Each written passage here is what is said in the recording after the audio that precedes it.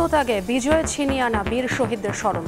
জাতীয় স্মৃতিসৌধে রাষ্ট্রপতি, প্রধান উপদেষ্টা ও পূর্ব তিমুরের প্রেসিডেন্টের শ্রদ্ধা। ছাত্র জনতার ঐক্য অটুট রাখার প্রত্যয়।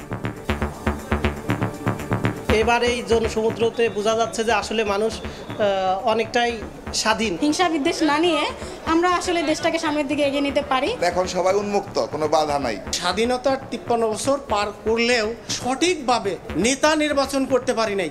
দেশের সবাই যেন ভালো থাকে।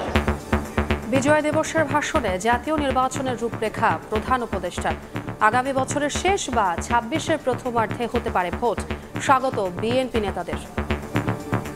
2025 সালের শেষ দিক থেকে 2026 সালের প্রথমার্ধের মধ্যে নির্বাচনের সময় নির্ধারণ করা যায়। মাননীয় প্রধান উপদেষ্টাকে ধন্যবাদ জানাচ্ছি। আগামী বছর ডিসেম্বরের আগেই নির্বাচনটি হলে আমরা অত্যন্ত খুশি হব।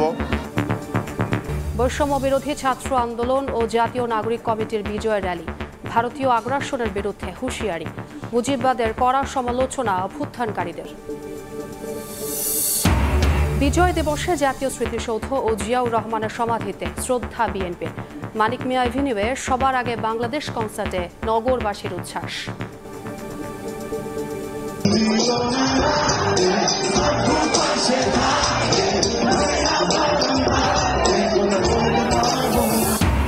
স্বাধীনতার 5 দশকেও কঠিন শ্রমজীবী মানুষের জীবন। ফুলে ফেপে উঠছে ধনীদের সম্পদ। লক্ষ্যে পৌঁছানো নিয়ে প্রশ্ন অর্থনীতিবিদের। বৈষম্য দূর করার পরামর্শ। এবং সারদায় প্রশিক্ষণে এলোমেলো হাঁটার দায়ে 40তম বিসিএস এর 25 এএসপি কে শোকজ। 3 দিনের মধ্যে লিখিত জবাব দেওয়ার নির্দেশ।